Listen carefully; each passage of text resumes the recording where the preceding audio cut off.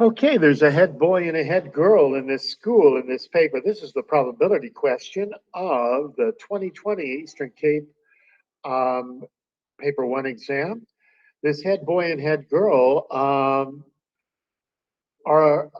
part of an SRC prefix, rather, of three other boys and two girls. So there's a head boy and the head girl, three boys and two more girls. That makes seven people. If you're going to make a picture with them and you can put them, how many ways can you seat seven people in seven seats? Well, you know that's 7 factorial. That's all it is. And that's your answer. The answer to the first question is a nice, easy 2 marks because it's 5,040. But the last question, to get started, what you have to do, okay, we're gonna seat them in their second photo. The head boy and the head girl can sit only in the third and the fifth seats. Okay. And then they ask this question: what's the probability that the last seat is occupied by a boy and only a girl can sit in the fourth seat? Woo. Okay, so let's just, to get started, there's seven different places. So what I do is I draw seven different boxes like this. So here's my seven different boxes that I've drawn out like this. And then I just start with the story. I'm going to be able to put in some numbers if I can read the story and interpret it well enough. So I know there are three boys and two girls. I know the head boy and girl, the Wazi, and I gave them by their names, L and C. So I've got that. I put that down like that. And now I'm just going to go through it kind of systematically. I'm going to start by, let's start with the head boy and head girl. Okay, on the left side, when I start here, if I'm trying to figure out how many different ways I can seat these people, in the third place, I've got two choices because there's a head boy or a head girl. But if I make that choice, how many choices do I have in the fifth seat? I'd only have one left. So that's why I can put a 2 there in the third position and a 1 there in the fifth position. Okay, now that I have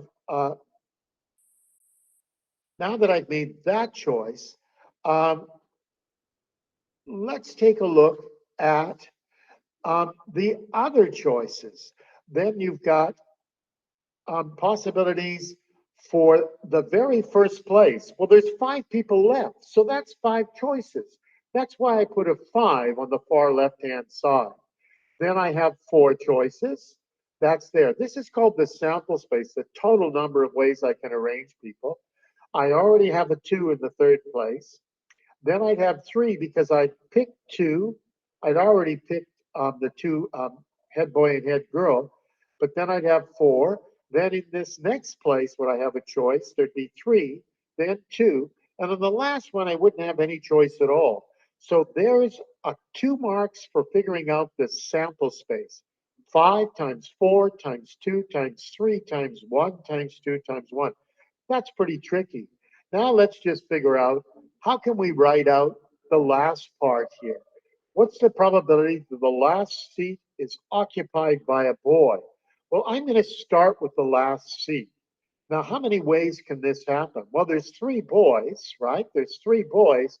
So then I'm going to put 3 in the last box. There's 3. Now, it says here that only a girl can sit on the first seat. Well, how many choices is that? There's 2 girls, so I put a 2 there on the fourth seat. Now I've chosen the head boy and the head girl. I've chosen one boy. I've chosen one girl here in this choice. Now when I go back to this first place, I've used up 4 people. Then there's only 3 people left in the first position, then 2 people in the second position. I've already made choices here.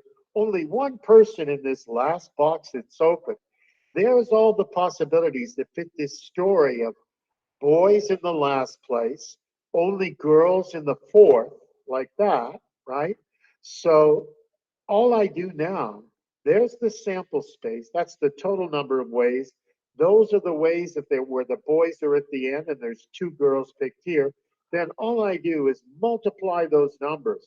The sample space, the total number on the bottom, the number on the top, 3 times 2 times 2 times 1 times 3 on the top. I get a number, 72 over 240, and I end up with a percentage, 3 over 10, a percentage of 30% chance. Hey, I thought that thing was pretty challenging, a little crazy challenging to tell you the truth. But you get started, you get some marks if you just put out the 7 boxes and start thinking about the choices. They would give you 2 or some of the marks for filling out some of these choices here in the boxes to make the product right. I'm pretty sure there. That question was pretty hard.